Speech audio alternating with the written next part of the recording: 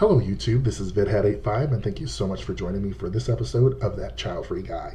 This one is from a Daily Mail article.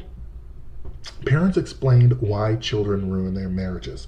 From a man who didn't touch his wife during her pregnancy to a woman who realized she doesn't love her husband as much as she thought. Kids change everything. Whether it doesn't matter where you are, as long as kids enter the picture, everyone is on alert, making sure the kid's okay.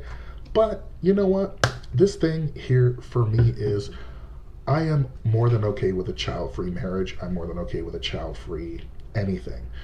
I want to do so many things that I never got to do as a child, like go to Washington, D.C. Or even I want to have so many experiences that I just could not have if I had children. And I want to have the kind of career that you can't have with kids. I want to keep any relationship I have child-free because I feel that for me, being a parent is just not in the cards. I don't mind being the fun uncle though. So here are 16 people who are like, yeah, we shouldn't have did that.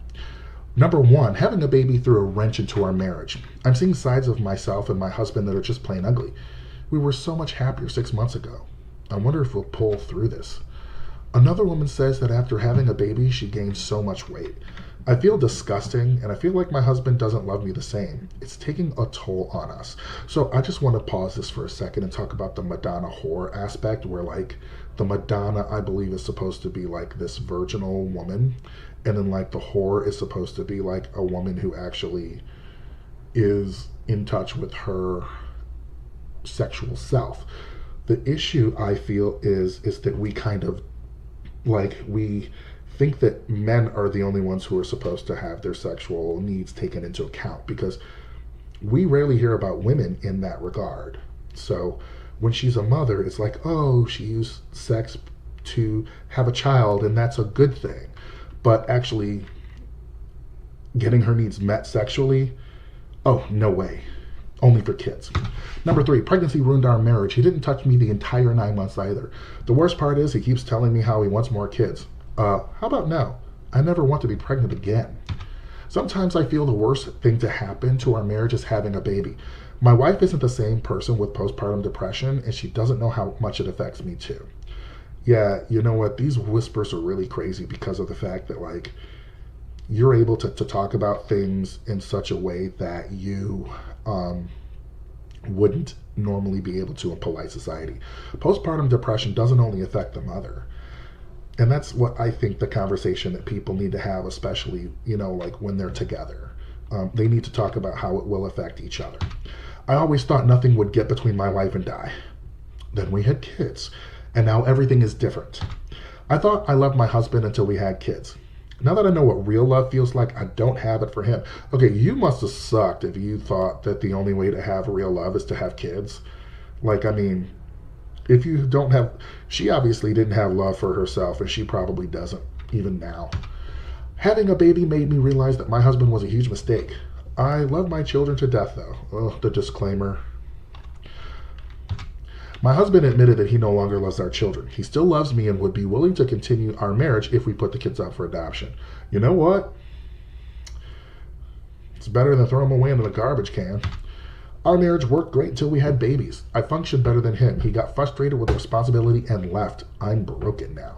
See, everybody who has kids together, they don't take into account that the guy usually might leave. Since having our baby, me and my husband do is fight. This is not the happy family I prayed for. Ooh, this right here. This is something where it's like, you prayed for it, you wanted it, but did you really know what you were praying for? Do you really know what you wanted? Did you even take into account what that would take? A good relationship with your husband, a good relationship with your kids, and then a good relationship, just your husband, good relationship with you together with kids. A lot of effort goes into a family and functioning well. Having kids ruined our marriage, but now I would prefer to be a single dad than married without kids. Yeah, because you can't take them back. I mean, you had kids, they're permanent. My wife became a completely different person towards me after our kids came along. We're getting help and working on it, but it nearly ruined our marriage. I kind of want to know deets on this one because I think that maybe there were some other things that were going on because a lot of times poor division of labor usually factors into it. I hate that my wife is not as strict with the kids and it's ruined our marriage. Our parenting styles couldn't be more different.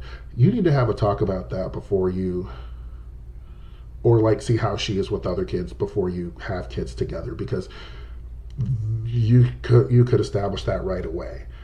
You could have established that and figured out, oh yeah, don't do this.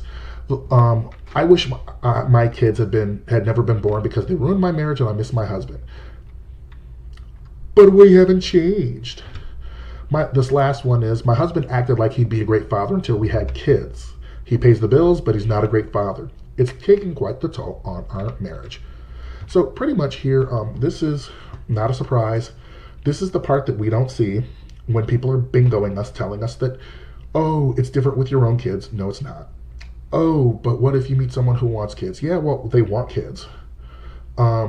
There was a AITA post about a woman whose family wanted a dog and she didn't, so she devised a test and they failed it. I wish it was a way to like really do that with before people become parents, because some people fail at being average human beings, let alone parents. So anyway, thank you for joining me for this episode of That Childfree Guy, and I hope you have a most wonderful day. Let me know do you know any people who fake the funk? Because that happens so much more than we like to think. Talk to you soon.